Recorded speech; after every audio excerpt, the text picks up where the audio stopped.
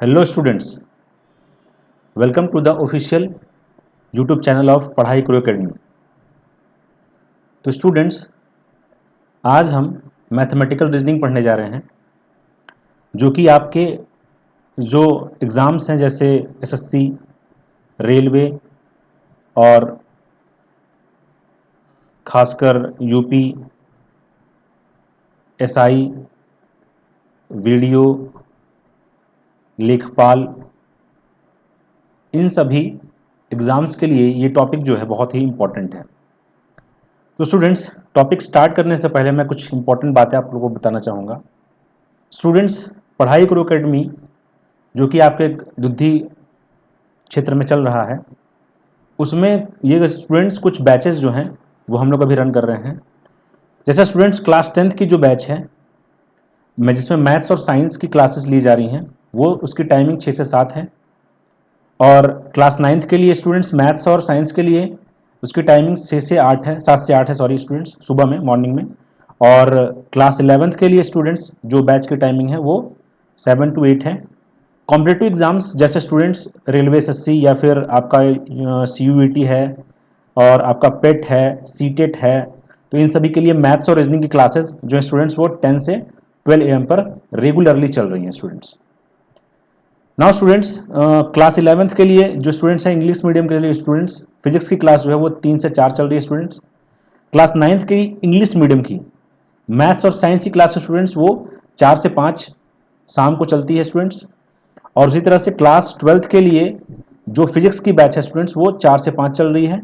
और class 12th के लिए जो हिंदी मीडियम की जो बैच है फिजिक्स के लिए स्टूडेंट्स वो 6 से 7 है। और उसी तरह से स्टूडेंट्स क्लास 12th की जो मैथ्स की क्लास है वो आपकी 6 से 7 चल रही है स्टूडेंट्स। ओके स्टूडेंट्स, तो आज हम लोग बात करेंगे स्टूडेंट्स मैथमेटिकल रीजनिंग की, जो हमारा मेन टॉपिक है, जो हमारा मेन सब्जेक्ट है आज के लिए, वो ये है स्टूडेंट्स कि हम लोग मैथमेटिकल रीजनिंग पढ़ने जा रहे हैं। स्टूडेंट्स, ये रीजनिंग का ही पार्ट है। बहुत लोग इसे मैथ्स का जो है पार्ट मानते हैं भाई, क्योंकि ये मैथ्स की तरह दिखता है। इसमें सारे क्वेश्चन जो होंगे लगभग आपको लगेंगे कि मैथ्स की तरह है। यहाँ तक कि जो आपका ग्राम विकास अधिकारी का जो पेपर होता है जैसे वीडियो, ठीक है, तो उसमें स्टूडेंट्स बहुत कंफ्यूज होते हैं कि सर उसमें भी मैथ्स आता है, लेकिन उसमें मैथ्स नहीं होता, वो रीजनिंग होता है। ग्राम विकास अधिकारी के कोई भी पेपर आप उठा कर देखेंगे तो उसमें ये रीजनिंग ही आता है, लेकिन बच्चों को लगता है कि वो मैथ्स है। ठीक है, अब इसमें जनरल से क्वेश्चंस आते हैं जो कि, ठीक है, आप रीजनिंग के आधार पर भी दे सकते हैं, इसीलिए इनको रीजनिंग की कैटेगरी में रखा गया है। तो हमारा फर्स्ट क्वेश्चन स्टूडेंट्स यहाँ पे है, गिवन है इसमें कि राजन और मनु बाजार जाते हैं। राजन 105 रुपए में 3 रबड़ और 5 कलम खरीदता है। ठीक है स्टूडेंट्स, जबकि मनु जो है वो 130 रुपए में 4 रबड़ और 6 कलम खरीदता है। एक रबड़ का मूल्य बताना है स्टूडेंट्स हमें। देखो, अगर स्टूडेंट्स मैंने यहाँ पे ये कंसिडर किया कि रबड़ का जो मूल्य है वो कितना है, x रुपए है, और जो क्या है कलम है उसका मूल्य जो है कितना है स्टूडेंट्स, y रुपए है। तो स्टूडेंट्स यहाँ पे देखो, एक रबड़ का अगर मूल्य मुझे पता है कि इतना है, इतने रुपए है, और एक कलम का मूल्य मुझे पता चल गया इतना रुपया है, तो मैं अगर स्टूडेंट्स आपसे पूछूंगा कि बताओ 3 रबड़ का दाम कितना होगा, तो आप बोलेंगे कितना होगा, 3 R हो जाएगा। ठीक है, सॉरी R बोल रहा हूँ स्टूडेंट्स,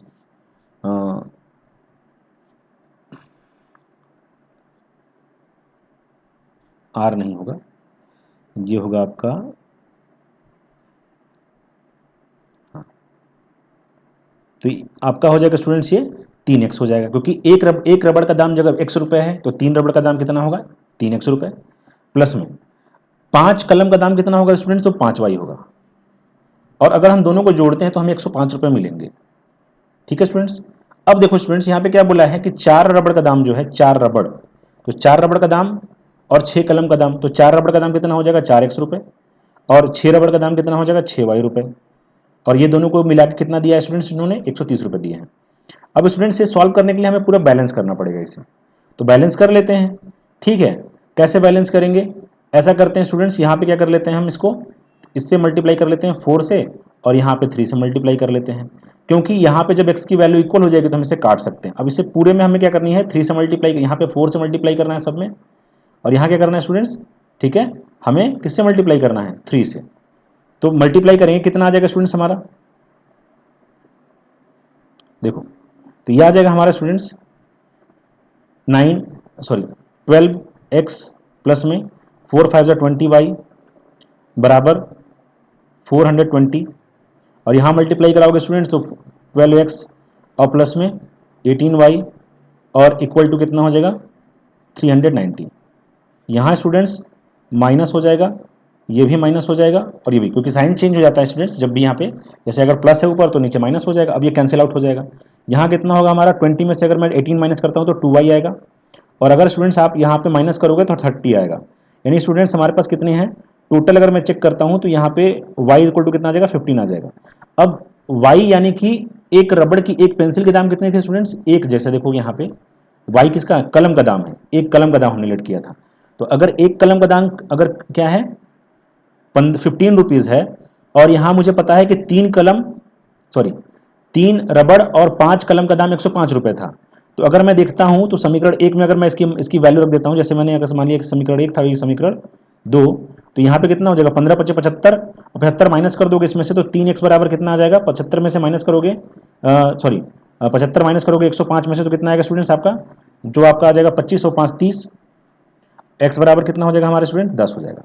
तो हमसे पूछा क्या था स्टूडेंट्स, हमसे रबड़ का ही मूल्य पूछा था, तो एक रबड़ का दाम कितना होगा 10 रुपये, जो कि हमारा ऑप्शन नंबर 3 हो जाता है। स्टूडेंट्स ये मेथड थोड़ा सा लंबा है क्योंकि बेसिक है, तो इसलिए मैंने बताया। ऐसे तो आप इसे ऐसे भी कर सकते हैं, अगर आप उसे ऑप्शन से भी करेंगे तो आप ऑप्शन से भी कर पाएंगे। जैसे 25 अगर लिखा हुआ है यहाँ पे, अगर मैं ये कंसिडर करता हूँ कि रबड़ का, देखो ये जो पूछा गया है इसमें, ठीक है, कि एक रबड़ का मूल्य कितना है, यही पूछा गया है, तो ऑप्शन में भी जो होगा वो एक रबड़ का मूल्य ही होगा। अगर मैं ये मान लेता हूं कि एक रबड़ का दाम 25 है, तो ऑप्शन क्या हो जाएगा स्टूडेंट्स, एक रबड़ का दाम अगर 25 है तो यानी कि 25 × 75 हो जाएगा। यहाँ पे 75 रुपये को उसने क्या लिए होंगे, रबड़ लिए होंगे। और फिर यहाँ पे स्टूडेंट्स अगर हमारे पास कितना बच जा रहा है, हमारे पास बच जा रहा है फिर यहाँ से 30, अगर 30 के हिसाब से मतलब 30 रुपये बच गए, तो 30 रुपये में हम इसने फिर 5 कलम खरीदे होंगे, तो एक कलम का दाम कितना होगा स्टूडेंट 6 रुपये होगा। तो इसी हिसाब से स्टूडेंट्स यहाँ पे हमें बैलेंस करना पड़ेगा। अगर 4 रबड़ का दाम देखोगे तो कितना आएगा स्टूडेंट्स, यहाँ पे 4 रबड़ का दाम देखेंगे तो हमारा आ जाएगा ये ठीक है 15 के हिसाब से 60 और 6 के हिसाब से 36, तो अगर जोड़ोगे स्टूडेंट तो 130 तो आएगा नहीं, यानी कि ये जो है हमारा ये गलत है। ठीक है स्टूडेंट्स, तो फिर कैसे करेंगे हम यहाँ पे, क्योंकि ऑप्शन से भी हम इसे कर सकते हैं अगर चाहें तो। ठीक है स्टूडेंट्स, ऑप्शन से भी अगर हम इसे चाहें तो कर सकते हैं। जैसे आप कैसे करेंगे स्टूडेंट्स, ध्यान से देखिएगा थोड़ा। हाँ देखो, तो अगर मैं यहाँ पे अब 10 रखता हूं तो 10 क्या है, एक रबड़ का दाम है, तो यहाँ 40 हो गया, और टोटल देखोगे तो मेरे पास बच कितने गए, मेरे पास बच कितने गए 40 अगर माइनस कर देंगे तो 90, और यहाँ पर डिवाइड कर देंगे तो हाँ हमारे पास 15 छक्का 90, यानी कि अगर हम जोड़ेंगे तो हमारे पास आ जा रहा है 130, यानी कि इस ऑप्शन नंबर हमारा जो 3 होगा स्टूडेंट्स वो हमारा आंसर हो जाएगा। ठीक है स्टूडेंट्स, तो एक तो ये मेथड है, या तो फिर आप ऑप्शन से कर लीजिए इसको। आगे स्टूडेंट्स बात करते हैं।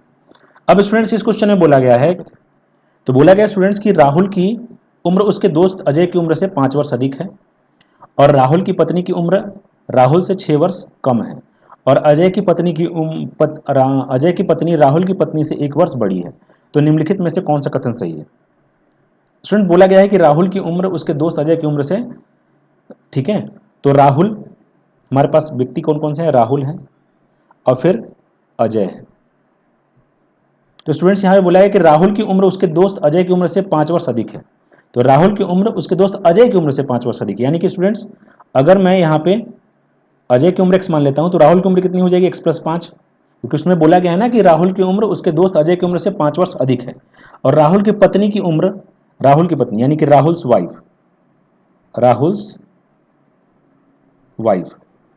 और यहाँ पे कौन है स्टूडेंट्स, अजय's वाइफ हो जाएगी, अजय's वाइफ। ठीक है, तो राहुल्स वाइफ कितनी, राहुल की पत्नी की उम्र राहुल से 6 वर्ष कम है, राहुल से 6 वर्ष कम है, तो 6 वर्ष कम है यानी कितने हो जाएगा स्टूडेंट्स, तो यहाँ पे ये ठीक है x माइनस से कितना हो जाएगा 1 हो जाएगा, क्योंकि अगर मैं इसमें 6 घटाऊंगा तो यानी कितना हो जाएगा, ये x माइनस का 1 आएगा। ठीक है, आगे बोला गया स्टूडेंट्स कि अजय की पत्नी राहुल की पत्नी से 1 वर्ष बड़ी है, यानी कि अगर राहुल की वाइफ कितनी है x माइनस 1 है, तो अजय की वाइफ कितनी हो जाएगी, x हो जाएगी स्टूडेंट्स। ठीक है ना, क्योंकि अगर मैं इसमें x माइनस 1 में अगर मैं 1 ऐड करता हूँ तो ये तो x ही बनेगा ना। अब देखो स्टूडेंट्स, हम हमारा सारा जो स्ट्रक्चर हमने बैठा दिया। अब क्वेश्चन में क्या पूछा है कि राहुल की उम्र और अजय की पत्नी की उम्र समान है, तो राहुल की उम्र और अजय की पत्नी की उम्र समान कहाँ है स्टूडेंट्स, यहाँ तो x + 5 है और x माइनस 1 है। आगे बोला है कि अजय की पत्नी और अजय की उम्र समान है, अजय की उम्र और अजय की पत्नी की उम्र समान है। हाँ स्टूडेंट्स ये सही है हमारा, तो ऑप्शन नंबर क्या हो जाएगा स्टूडेंट्स, हमारा 2 सही हो जाएगा। ठीक है स्टूडेंट्स, आगे बात करते हैं। क्वेश्चन नंबर 3 गिवन है स्टूडेंट्स कि सुमित अपने कपड़े धुलवाना चाहता है। उसके शहर में कपड़े धोने का चार्ज जो है पहले एक किग्रा के लिए कपड़े के लिए 150 रुपये और बाद के प्रत्येक किग्रा के लिए 50 रुपये है।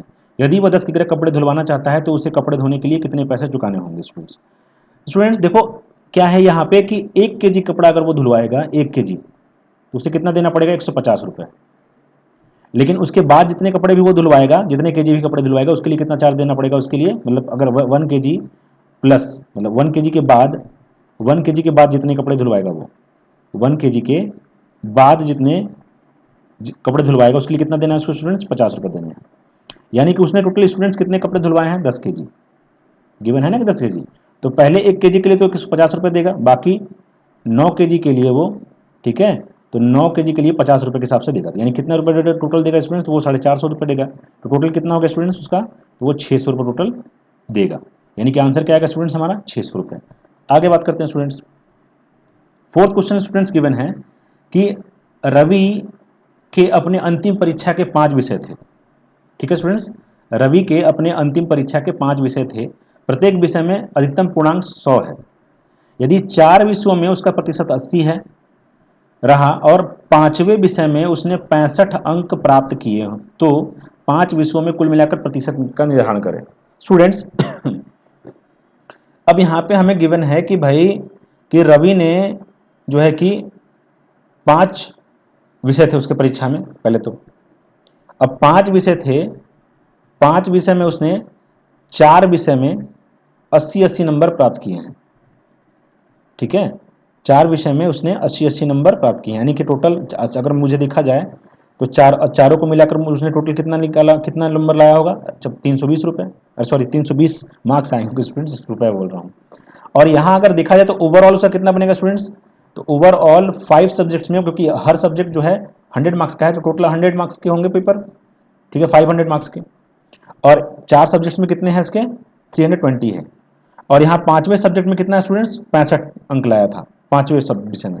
ठीक है, तो 5वें विषय में कितना है, 5वें विषय में कितना है स्टूडेंट्स, तो उसका है 65 मार्क्स। अगर सबको ऐड कर देंगे स्टूडेंट्स तो टोटल कितना आएगा उसका, तो उसका आएगा स्टूडेंट्स 385 मार्क्स। यानी कि टोटल सब्जेक्ट्स मिलाकर, मतलब टोटल अगर देखा जाए तो ओवरऑल उसने 385 मार्क्स क्या किया है, लाया है आउट ऑफ 500। और हमें परसेंटेज निकालना है स्टूडेंट्स, तो परसेंटेज निकालने के लिए हम 100 से मल्टीप्लाई करते हैं। ठीक है स्टूडेंट्स, और ये हमारा परसेंटेज में वैल्यू आ जाएगा। चलो स्टूडेंट्स, तो 0 से 0 कट जाएगा हमारे यहाँ पे। यहाँ से हम भाग देंगे स्टूडेंट्स, तो कितना आ जाएगा 5 7 जा 35, 5 7 35 और बच जाएगा 3, 5 7 35, यानी कि 77% हमारा स्टूडेंट्स आ गया। लेकिन स्टूडेंट्स 77% तो यहाँ कहीं गिवन नहीं है। तो देखो स्टूडेंट्स क्या होता है कि 77% अगर है तो परसेंटेज की वैल्यू अपॉन में कितनी हो जाएगी 100 हो जाती है, क्योंकि परसेंटेज बराबर कितना होता है 1/100 होता है। तो हमने इसका ही वैल्यू रख दिया भाई। तो यहाँ पे अगर मैं इसको भाग दूंगा तो दो स्थान पे दशमलव लग जाएगा, क्योंकि 2 0 है नीचे, तो यानी कितना आ जाएगा 0.77। यही हमारा आंसर है। ओके स्टूडेंट्स, आगे चलते हैं स्टूडेंट्स। क्वेश्चन नंबर 5 गिवन है स्टूडेंट्स, इसमें बोला गया है कि एक जंगल में केवल हिरण और मोर रहते हैं। जंगल में पैरों और आंखों की कुल संख्या क्रमशः 100 और 60 है। अब स्टूडेंट्स ये बताओ कि अगर जंगल में हिरण और मोर रहते हैं, ठीक है, तो हिरण और मोर की आंखें कितनी होंगी। मतलब अगर हम बोलें कि हिरण की आंख कितनी होगी और मोर की आंख कितनी होगी, तो भाई दोनों के दो, भाई हिरण के भी 2 ही आंख होते हैं और मोर के भी 2 ही आंख होते हैं। अगर 4 होते हैं तो बताइएगा आप, ठीक है, तो हम कंसिडर करेंगे उसको। लेकिन यहाँ पे भाई ऐसा तो हम भी जानते हैं, ठीक है, कि हमारे माइंड में भी सेट है कि भाई 2 ही आंख होता है। अब तो 2 आंख होता है तो टोटल, ठीक है, 2 आंख किसके पास होंगे, हिरण के पास भी, और 2 आंख होंगे किसके पास भी, मोर के पास भी। तो अगर हिरण के पास भी कितने आंख 2 आंख और मोर के पास भी कितने आंख 2 आंख, तो टोटल मिला के आंख कितने आ रहे हैं स्टूडेंट्स 60 आ रहे हैं। यानी कि हिरण और मोर की जो संख्या होगी स्टूडेंट्स वो कितनी होगी 30 होगी। अब कितने हिरण हैं कितने मोर हमें नहीं पता, लेकिन दोनों को मिला के 30 होगी, क्योंकि उनके आंख क्या है 60 है कुल मिला के। तो 60 है तो 2 आंख होंगे ना सबके, इसलिए हमने 2 से भाग दे दिया। तो 2 से भाग दिया तो कितने टोटल, यानी कि हिरण और मोर मिलाकर स्टूडेंट्स कितने हैं हमारे पास, टोटल 30 है। ठीक है, और यहाँ बुलाया कि आंखों पैरों की कुल संख्या कितनी है, पैरों की देखो आंखों की कुल संख्या तो हमने देखी कि भाई 60 थी, और पैरों की कुल संख्या कितनी है, 100 है। अब बताइए स्टूडेंट्स कि जैसे हिरन के कितने पैर होते हैं, तो हिरन के तो 4 होते हैं, यानी कि 4 हिरन के पैर होंगे और 2 पैर किसके होंगे, मोर के। तो टोटल मिला कितने हो जाएंगे हमारे पास, 100। ठीक है स्टूडेंट्स, तो अब काउंट कर लेते हैं स्टूडेंट्स। अब यहाँ पे इक्वल करेंगे, इक्वल कैसे करते हैं स्टूडेंट्स, तो यहाँ पे क्या कर लो, 2 का मल्टीप्लाई कर लो, तो 2 क्योंकि हमको यहाँ पे बैलेंस करना होता है। तो हमने यहाँ पे देखा कि m को अगर हम बैलेंस कर लें तो हमारा m से m कट जाएगा और हम वैल्यू आराम से निकाल सकते हैं। तो यहाँ पे कितना हो जाएगा स्टूडेंट्स, देखो 2 से मल्टीप्लाई कराया ना सब जगह, तो यहाँ पे 60 आ जाएगा, 30 की जगह पे 60 आ जाएगा। अब 60 है तो क्या हो जाएगा, माइनस माइनस माइनस, ये तो आपका स्टूडेंट चला जाएगा, 4 में से 2 जाएगा, माइनस का 2h बचेगा, माइनस का 2h बचेगा और यहाँ से माइनस का 40 आएगा। तो स्टूडेंट्स यहाँ से माइनस का माइनस कट जाएगा, 2 से काटेंगे तो 20 आएगा हमारा, यानी कि हिरणों की संख्या कितनी थी स्टूडेंट्स, 20 थी और दोनों मिला के 30 थे। इसका मतलब कि 20 हिरन थे और 10 क्या थे, मोर थे, यानी कि 20 और 10 वाला आंसर हो जाएगा स्टूडेंट्स का। ठीक है, आगे बढ़ते हैं स्टूडेंट्स। बोला गया स्टूडेंट्स 6 क्वेश्चन में कि रवि की उम्र प्रकाश की उम्र की 2 गुनी है। रवि की उम्र प्रकाश की उम्र की 2 गुनी है, कुमार की उम्र से 3 गुना है। ठीक है, रवि की उम्र प्रकाश की उम्र से 2 गुनी है। ठीक है, तो स्टूडेंट्स रवि, प्रकाश और कौन है स्टूडेंट्स, रवि, प्रकाश और रवि प्रकाश की उम्र से 2 गुना है और कुमार भी है, हमारे पास 3 लोग हैं स्टूडेंट्स। देखो यहाँ बोला गया स्टूडेंट्स कि रवि की उम्र प्रकाश की उम्र से 2 गुनी है और कुमार की उम्र से 3 गुनी है। ठीक है स्टूडेंट्स, तो अगर मैं स्टूडेंट्स को 6 ले लूँ, इसको 2 ले लूँ और इसको 3 ले लूँ तो कोई दिक्कत होगा क्या, देखो तो, क्योंकि रवि की उम्र प्रकाश की उम्र से 2 गुनी है। तो देखो रवि की उम्र प्रकाश की उम्र से 2 गुनी नहीं है क्या, क्योंकि प्रकाश की उम्र अगर 3 है तो 3 दूना 6 होता है, यानी कि क्या होगा, ठीक है भाई, दुगुना हो गया। और कुमार की उम्र से तिगुनी है, यानी कि कितना हो गया, 2 3 6 हो गया, बस काम बन गया हमारा। अब इसके बाद बोल रहा है कि यदि प्रकाश की उम्र, ठीक है ना स्टूडेंट्स, क्या बोल रहा है, प्रकाश की। अब ये क्या है स्टूडेंट्स, ये तीनों की उम्र का हमको रेशो मिल गया। और प्रकाश की उम्र कितनी गिवन है स्टूडेंट्स, 24, यानी कि प्रकाश की उम्र जो होगी 3 24 के बराबर हो जाएगी। तो 1 बराबर कितना आएगा हमारा स्टूडेंट्स, 1 बराबर जो होगा हमारा 8 आ जाएगा। अब उसने पूछा है कि 4 वर्ष के पश्चात कुमार की उम्र कितनी होगी। कुमार कितना है हमारे स्टूडेंट्स, कुमार 2 है, तो यानी कि 1 रेशो बराबर जब 8 है तो 2 रेशो बराबर कितना होगा, 16। और 4 वर्ष के बाद, 4 वर्ष पश्चात, तो 4 वर्ष के बाद कुमार की उम्र कितनी होगी, तो 4 जोड़ देंगे हम इसमें, 16 में 4 जोड़ दोगे स्टूडेंट्स, कितना आ जाएगा, 20 वर्ष हो जाएगी, यानी कि 20 आंसर है हमारे स्टूडेंट्स। ठीक है स्टूडेंट्स, आगे चलते हैं हम। क्वेश्चन नंबर 7 कहता है स्टूडेंट्स कि चंदन अंकित से उम्र में 2 वर्ष बड़ा है किंतु सुमित से 1 वर्ष छोटा है। ठीक है स्टूडेंट्स, चलो खुशबू की उम्र, अंकित की उम्र खुशबू की उम्र से 2 गुनी है। यदि खुशबू की उम्र 25 वर्ष है तो सुमित की उम्र क्या है, बतानी हमें स्टूडेंट्स। देखना अब क्या है ना यहाँ पे कि स्टूडेंट्स अगर मैं बात करूं जैसे कि स्टूडेंट चंदन अंकित से उम्र में 2 वर्ष बड़ा है, यानी कि देखो स्टूडेंट हमारे पास चंदन है, फिर अंकित है और कौन है स्टूडेंट्स, और सुमित भी है भाई। चलो ठीक है, चंदन जो है अंकित से उम्र में 2 वर्ष बड़ा है, तो अगर अंकित की उम्र में x मान लेता हूं तो चंदन 2 साल बड़ा हो जाएगा इससे। ठीक है भाई, और सुमित से 1 वर्ष छोटा है, कौन, चंदन। चंदन जो है सुमित से 1 वर्ष छोटा है, यानी कि ये हो जाएगा x+3 भाई। तभी तो देखो ना, अगर मैं यहाँ पे देखूं तो ये 1 वर्ष छोटा ही तो है। अगर तुम सुमित की एज में से इसको घटाओगे तो 1 वर्ष क्या जाएगा, एक ही का अंतर आएगा। अब यहाँ बोल रहा है कि यदि खुशबू की उम्र 25 वर्ष है, खुशबू की उम्र कितनी है, 25 वर्ष, और अंकित की उम्र, यहाँ देखो एक लाइन और भी गिवन है कि अंकित की उम्र खुशबू की उम्र की कितनी है, 2 गुनी, यानी कि अंकित की जो उम्र होगी वो खुशबू की उम्र जो कि 25 साल है कि 2 गुनी है, यानी कि अंकित की उम्र कितनी हो जाएगी, तो हो जाएगी 50 साल, 50 वर्ष। ठीक है, अब अंकित स्टूडेंट्स अगर 50 का है तो सुमित कितना होगा, x+3 यानी कि 53 साल का, और चंदन कितने का हो जाएगा, 52 का। हमसे पूछा क्या गया था स्टूडेंट्स कि सुमित की उम्र वर्ष में क्या है, सुमित की उम्र, तो सुमित यानी कि सुमित कितना है हमारा स्टूडेंट, 53 साल का। दो हमारे स्टूडेंट्स, ऑप्शन नंबर 2 हमारा आंसर हो जाएगा स्टूडेंट। ठीक है, आगे बात करते हैं स्टूडेंट्स। आगे बोला गया स्टूडेंट्स कि 1 महीने के 6 दिन पहले तापमान का औसत 41 डिग्री सेल्सियस था और उसी महीने के पहले 5 दिन के तापमान का योग 201 डिग्री सेल्सियस था। उस महीने के छठे दिन का तापमान कितना था स्टूडेंट्स, हमें बताना है। देखिए स्टूडेंट्स कि 6 दिन का तापमान का औसत दिया हुआ है स्टूडेंट्स, यानी कि अगर मैं देखूं तो मुझे पता है कि एवरेज बराबर क्या होता है स्टूडेंट्स, औसत बराबर, ठीक है, योग बटे में क्या होती है, संख्या, दिनों की संख्या हो जाएगी यहाँ पे, और यहाँ पे तापमान का योग हो जाएगा यानी कि संख्या। तो स्टूडेंट्स एवरेज यानी कि औसत हमको कितना दिया हुआ है, 41, और हमको योग नहीं दिया हुआ है, लेकिन यहाँ पे बोला है कि 6 दिन का है, तो यानी कि 6 दिन का टेम्परेचर कितना हो जाएगा स्टूडेंट्स? अगर हम 6 दिन के तापमान का योग निकाल लेंगे तो 6 कम 6 6 को 24 हो जाएगा। और यहाँ स्टूडेंट दिया है कि पहले 5 दिन का जो तापमान है वो कितना है, 201 है। तो छठे दिन का निकालना है, तो बस 6 दिन का हमारे पास आ गया ना, ये तो 6 दिन का है ना, 6 दिन का है ये, 6 दिन का योग तापमान का 246 था। अब इसमें से क्या कर देंगे, दोस्तों एक घटा देंगे स्टूडेंट्स, क्योंकि ये 5 दिन का है, ठीक है, 5 दिन के तापमान का योग है, 5 दिन के, ठीक है, तापमान का योग है स्टूडेंट्स, ये तापमान का योग है। तो घटा दो इसमें से, अब घटाओगे तो कितना आएगा, ठीक है, 45 डिग्री सेल्सियस आ जाएगा स्टूडेंट्स, वही हमारा आंसर है, यानी कि ऑप्शन नंबर 2। आगे बात करते हैं स्टूडेंट्स अब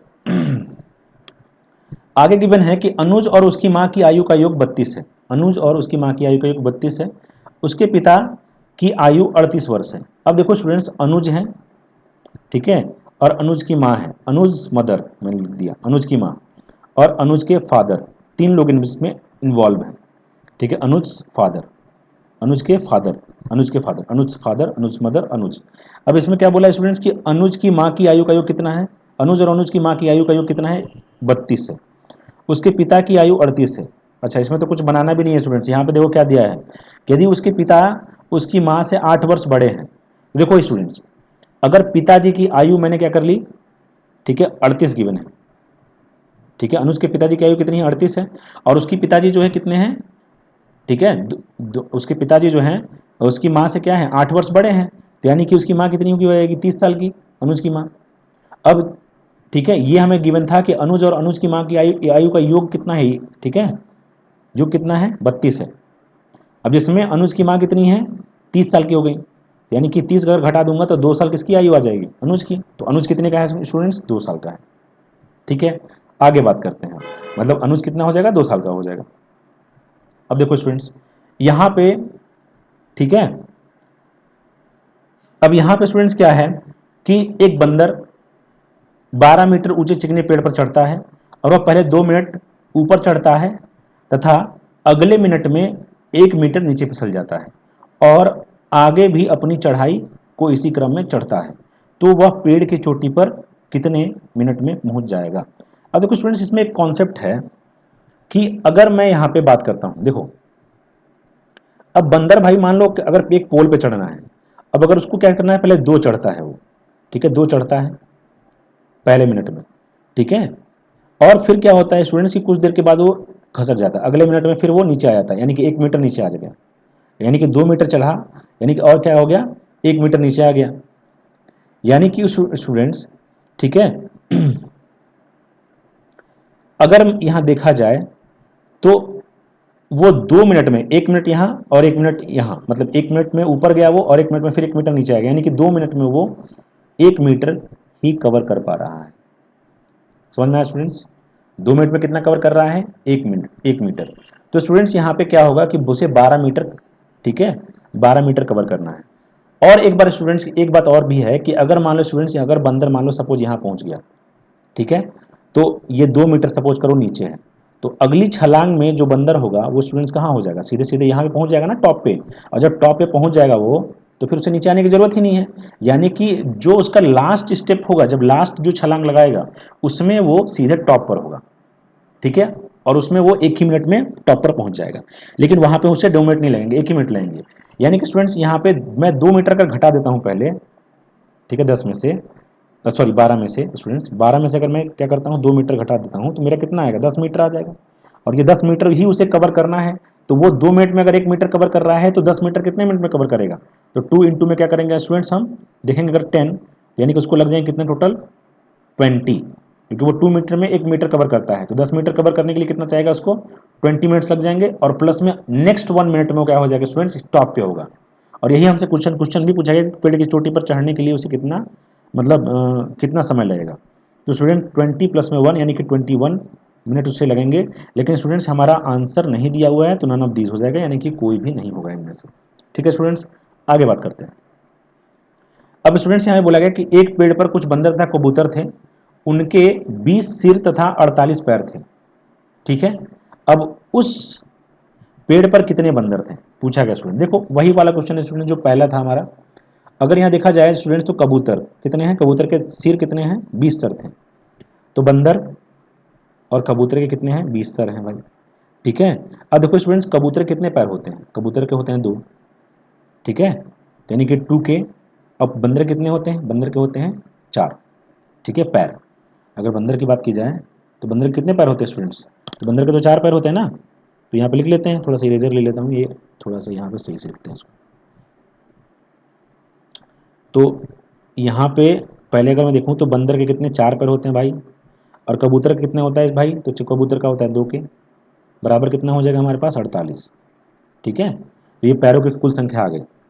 अब स्टूडेंट्स एक चीज़ देखना कि अगर मैं यहाँ पे क्या करूँ, 2 से मल्टीप्लाई करा देता हूँ, 2 2, ये कितना हो जाएगा, ये तो हमारा हो जाएगा 40। ये हमारा कितना हो जाएगा स्टूडेंट्स, 40। अब 40 अगर है तो यहाँ माइनस, यहाँ भी माइनस, यहाँ भी माइनस, ये कट गया ना हमारे स्टूडेंट्स, कैंसिल आउट हो गया। अब माइनस का 4 में से 2 भी घटाओगे तो माइनस का कितना आ जाएगा, 2 भी आएगा, और इधर 8 आएगा माइनस का, तो माइनस से माइनस कैंसिल आउट हो जाएगा। बी इक्वल टू कितना आ जाएगा, 4। यानी कि बंदरों के यहाँ पे क्या बोले जाते हैं, पेड़ के उस पेड़ पर कितने बंदर, यानी कि 4 हैं स्टूडेंट। ठीक है, तो हमारा 4 आंसर आ जाएगा स्टूडेंट्स। आगे बात करते हैं। अब आगे बोला है कि एक विश्वविद्यालय में कुछ 10 छात्र खड़े हुए हैं। एक विद्यालय में 10 छात्र खड़े हुए हैं। यदि विद्यालय से अपने घर जाते समय प्रत्येक छात्र से हाथ मिलाए तो बताएं कि कुल कितनी बार हाथ मिलाए गए थे। ठीक है स्टूडेंट, इसका देखो स्टूडेंट एक फॉर्मूला होता है, n माइनस का 1 और अपॉन में 2। ठीक है स्टूडेंट्स, ठीक है। तो अगर मैं यहाँ पे देखता हूँ स्टूडेंट, तो यहाँ पे कितने थे, 10 छात्र थे, और ठीक है बटे में 2, यानी कि 10 गुणे में कितना आ जाएगा, 9। 10 में से घटाएंगे 9 और बटे में 2 बचेगा स्टूडेंट्स, 2 से कैंसिल आउट कर दो, 5 आ जाएगा। यानी कि टोटल हाथ कितने बार मिलाए गए थे स्टूडेंट्स, 45 बार। 45 बार टोटल हाथ मिलाए गए थे। ठीक है स्टूडेंट्स, आगे बात करते हैं। अब देखिए स्टूडेंट्स क्या बोला गया है कि 5 स्ट्रीट लाइट एक सीधी रेखा में 55 मीटर के अंतराल पर लगाई गई हैं। पहली तथा 5वीं स्ट्रीट लाइट के मध्य कुल कितनी दूरी है। देखिए स्टूडेंट्स, अब यहाँ पे 5 स्ट्रीट लाइट लगाई गई हैं, 1 2 3 4 5। अब यहाँ पे हर किसी के बीच की दूरी कितनी है स्टूडेंट्स, 55। यहाँ भी 55 होगी, यहाँ भी कितनी होगी, 55 होगी, यहाँ भी कितनी होगी स्टूडेंट्स, 55 होगी। अब बोल रहा है कि 5 स्ट्रीट लाइट एक सीधी रेखा में 55 मीटर के अंतराल पर लगाई गई हैं। पहली तथा 5वीं की स्ट्रीट लाइट के मध्य कुल कितनी दूरी है, ये हमें बतानी है। तो देखो स्टूडेंट्स, यही तो आपको फाइंड करना है ना। सीधे यहाँ पे स्टूडेंट्स एक कॉन्सेप्ट होता है कि अगर आपको दो पोल के बीच की दूरी दी गई है और आपको ये भी दी गई कितने पोल्स हैं, तो आप क्या करो, पोल में से एक को घटा दो, यानी कि ठीक है टोटल कुल दूरी और गुणे में ठीक है पोल की संख्या -1 कर दीजिए आप। ठीक है, और देख भी सकते हो यहाँ पे 1 2 3 4। ठीक है, हमें यही दूरी निकालनी है, यानी कि 4 बस 55 में 4 का गुणा करा देंगे, हमारा आंसर आ जाएगा। ठीक है, तो इस तरह से हो कि भले ही पोल 5 है, लेकिन अगर इनके बीच की दूरी देखी जाए तो ये हम कितनी दूरी हो गई, 1 2 3 4, तो मतलब ठीक है, मतलब हम इसमें से 4 का गुणा करा देंगे बस, और क्या। तो 5 को 20, 5 को 20 और 2 22, 220 किलोमीटर, सॉरी 220 मीटर हो जाएगा स्टूडेंट्स, मीटर सॉरी 275 नहीं स्टूडेंट, 220 मीटर। ओके, आगे बात करते हैं। आगे बोला गया स्टूडेंट्स कि वह संख्या क्या होगी जिसके अंकों का योगफल उसके गुणनफल का आधा है। ठीक है स्टूडेंट्स, अब वो संख्या क्या होगी। अच्छा एक बात है कि इस क्वेश्चन को हम कैसे करेंगे भाई, हमारे पास और कोई डेटा तो है नहीं, तो हम इसको जब करेंगे तो हम इसको कर सकते हैं कैसे, हम इसको कर सकते हैं बाय ऑप्शन, वही एक रास्ता है और कोई रास्ता नहीं है इसमें। अच्छा देखो स्टूडेंट्स, अगर मैंने ये संख्या ले ली, अब इस बोला है कि इसके अंकों का योगफल से गुणनफल का आधा है, तो देख लो ना भाई अंक कौन कौन, 36 में कौन कौन से अंक है, ठीक है 3 और 6। अब 6 का गुणनफल करा दिया, कितना आ गया 18, और तीनों छो के जोड़ दिया क्योंकि योगफल है, कितना आ गया 9। अब देखो गुणनफल जो है, ठीक है मतलब इनका जो योगफल है वो गुणनफल का आधा है, देखो तो गुणनफल 18 था और योगफल 9 है, यानी कि योगफल जो है गुणनफल का आधा है। बात सही है भाई, तो ऑप्शन नंबर ए ही हमारा आंसर हो जाएगा स्टूडेंट्स। ठीक है, आगे बात करते हैं। अब बोला गया स्टूडेंट्स की 4 अंकों की सबसे से बड़ी संख्या तथा 3 अंकों की सबसे छोटी संख्या का अंतर कितना होगा। 4 अंकों की बड़ी से बड़ी संख्या क्या होती है स्टूडेंट, 4 अंकों की बड़ी से बड़ी संख्या 9 9 4 बार लिख दो। अगर कोई आपसे बोले 5 अंकों की बड़ी से बड़ी संख्या लिखो, क्या लिखोगे, 5 ठो 9 लिख दोगे। ठीक है, तो कोई बोले 6 अंकों की बड़ी से बड़ी संख्या बताओ, तो 6 ठो 9 लिख दोगे। अब कोई बोल रहा है कि 3 अंकों की सबसे छोटी संख्या ना, छोटी संख्या, तो क्या करोगे, तो भाई 1 0 0 एक के बाद 0 लगा दो। कोई बोले 4 अंकों की सबसे छोटी छोटी संख्या बताओ तो 1 के बाद 3 0 लगा दो। कोई बोले 5 अंकों की सबसे छोटी छोटी संख्या बताओ तो 1 के बाद 4 0 लगा दो। ठीक है स्टूडेंट्स, तो ये होता है हमारा। अब दोनों का अंतर पूछा था तो दोनों का अंतर कितना हो जाएगा भाई, घटा लो ना, 9 9 8 9, तो बस यही आएगा हमारा आंसर। यानी कितना आ जाएगा, 8 9 8 9 9 9 8 9 9 9 9 9 8 9 9। अच्छा आंसर में नहीं है, ऑप्शन नंबर ई बना लेते हैं स्टूडेंट्स। कितना हो जाएगा, ठीक है, प्रिंटिंग मिस्टेक हो गया होगा, 9899, यानी कि ई ऑप्शन हमारा सही हो जाएगा स्टूडेंट्स। इसमें ज़्यादा कुछ है नहीं, तो डाउट भी नहीं कर सकते कि आंसर गलत हो सकता। ठीक है स्टूडेंट्स, आगे चलते हैं 16 नंबर स्टूडेंट्स। अब देखो स्टूडेंट्स क्या है कि बोला गया कि 15 संख्याओं का औसत 68 है और प्रथम 5 संख्याओं का औसत कितना है 63। प्रथम 8 संख्याओं का औसत कितना है 63 तथा अंतिम 8 संख्याओं का औसत कितना है 70 है। तो 8वीं संख्या क्या होगी? ये क्वेश्चन देखो स्टूडेंट्स कैसे दिया इसने। अब देखो इसमें क्या है, इसमें क्या है कि भाई मान लो 15 हमारे पास क्या है, 1 से लेकर 15 तक क्या है हमारे पास संख्याएं हैं, और ये रही 8वीं संख्या हमारी। पहले इन्होंने बोला कि भाई पहली से लेकर 8वीं तक की जो संख्या का औसत है वो इन्होंने दे दिया कितना है, ठीक है, वो दे दिया 63 दे दिया है। मतलब बाद में, पहले तो यहाँ दिया है हमको पूरा 15 संख्या का औसत, बाद में हमको दिया ना कि 15 संख्या प्रथम 8 और ठीक है अंतिम 8 संख्याओं का औसत 70 है। तो यानी कि देखो यहाँ से काउंट करेंगे तो ये भी कितना आएगा हमारा, ये भी तो आएगा ना। अब ये भी आएगा हमारा जो है कि अंतिम 8 का 70 ही आएगा। अब इस प्रोसेस में देखो स्टूडेंट्स क्या है कि 8 को 2 बार गिन लिया है इन्होंने। तो पहले तो हम ये निकाल लेते हैं कि 15 में यहाँ से योग निकाल लेंगे 15 संख्याओं का। तो 15 संख्याओं का औसत यानी कि एवरेज, एवरेज बराबर योग बटे में क्या होता है संख्या स्टूडेंट्स, संख्या ही होती है। तो एवरेज हमें कितना दे रखा है 68, और कितना है स्टूडेंट्स हमारे पास जो है हाँ संख्या कितनी है, संख्या है 15 और योग यहाँ दिया हुआ है। तो योग अगर निकालेंगे तो क्या आएगा हमारे पास, तो 15 गुणा होगा ना यहाँ पे, तो 15 गुणा हो जाएगा यानी कितना आएगा, तो 15 बटे 120 बचेगा हमारे पास 12, 15 छक्का 90, 90 और 12 कितना होता है स्टूडेंट्स 102। ये हो गया हमारे पास 1020 हो गया 15 संख्याओं का। ठीक है ना, ये क्या है स्टूडेंट्स 1 से 15 है, ये 1 से 15 है। अब 1 से अगर हम क्या निकालें स्टूडेंट्स 8 निकालते हैं, 1 से 8, तो 1 से 8 कितना आएगा, सीधे योग निकालता हूँ। देखो अगर हमें 68 में अगर 15 गुणा करा दिया होता तो निकल जाता, उसी तरह से 8 संख्याओं का अगर उसके औसत में गुणा कर दे तो उनका योग निकल जाएगा। तो योग निकाल लेते हैं डायरेक्टली। योग कैसे आएगा, सीधे 8 का गुणा 63 में करा दो, तो ये प्रथम 8 का योग आ गया ना 1 से 8 तक का, गुणे में 8 करा देते हैं, कितना आएगा 8 की 24 और 8 छंग 48, 48 और 2 50 हो जाएगा, 8 की 24 बचेगा 2 और 8 छंग 48 2 50। ठीक है स्टूडेंट। अब ये देखो स्टूडेंट्स ये 15 से क्या है 8 है, या फिर 8 से 15 भी बोल सकते हो आप। तो 8वीं संख्या का योग तो कितना आ जाएगा स्टूडेंट्स, यहाँ से देखोगे तो ये 70 था और गुणे में कितना है अंतिम 8 का, तो 8 सत्ते 56 यानी कि 560। दोनों को जोड़ोगे स्टूडेंट देखो 560 और अगर कुछ जोड़ोगे, ठीक है, और 504 तो आएगा स्टूडेंट्स आपका 1064। अब देखो स्टूडेंट्स ये कितना ज़्यादा है इससे, 1020 से कितना ज़्यादा है ये, क्योंकि हमें पता है ना कि इसमें 2 बार काउंट हुआ है, इसमें 8वीं संख्या 2 बार काउंट हुई है। ठीक है 2 बार काउंट हुई है, कौन सी काउंट हुई है, कौन काउंट हुआ है 2 बार, 8वीं संख्या, 8वीं संख्या। ठीक है ना, यहाँ घटाएंगे कितना आएगा हमारे पास, ठीक है 44, और हमारा वही आंसर है। तो 8वीं संख्या कितनी हो जाएगी स्टूडेंट्स 44 हो जाएगी। ठीक है स्टूडेंट्स, आगे खत्म हो गया स्टूडेंट्स। ठीक है स्टूडेंट, तो ठीक है कि उम्मीद है स्टूडेंट्स कि आपको जो अभी मैंने ये टॉपिक कराया ये आपको पसंद आया होगा। ठीक है स्टूडेंट्स, तो मेहनत करते रहिए। ठीक है, और जो है कि अगर आप कोई कॉम्पिटिटिव एग्जाम की तैयारी कर रहे हैं तो आप पढ़ाई करो अकेडमी से भी कर सकते हैं।